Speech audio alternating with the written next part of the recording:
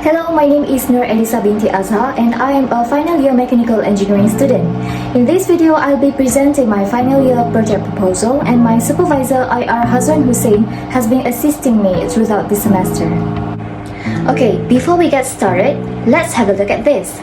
Ice sheets, such as Greenland and Antarctica, are melting. The extra water that was once held in glaciers causes sea levels to rise and spills out of the oceans, flooding coastal regions. Warmer temperatures also make weather more extreme. This means not only more intense major storms, floods, and heavy snowfall, but also longer and more frequent droughts. These changes in weather pose challenges.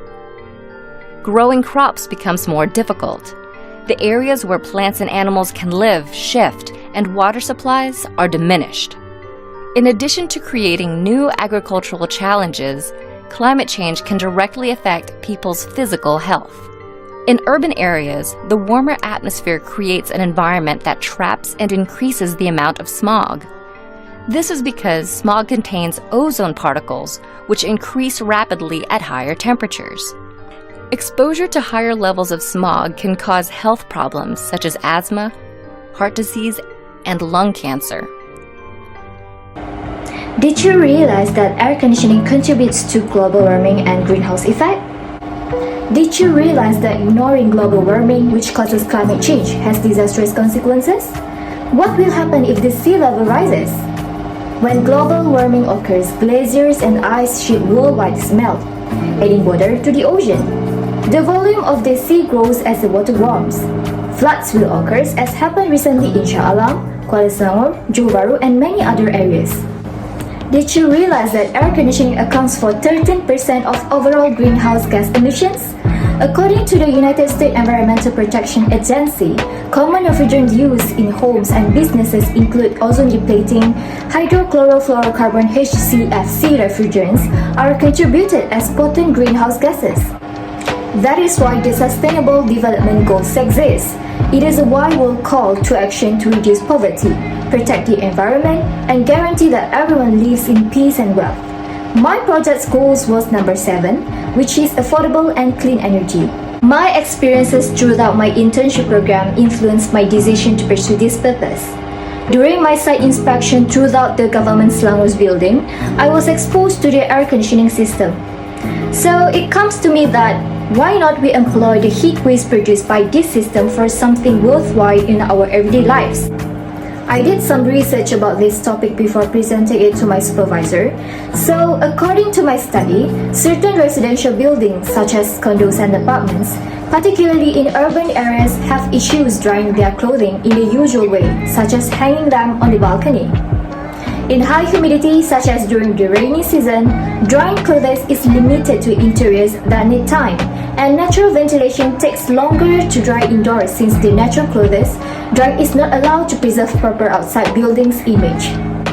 Lokapur and Joshi in 2021 found that window-mounted room air conditioners have increased their yearly energy consumption by providing reliable zone space cooling for home and commercial buildings.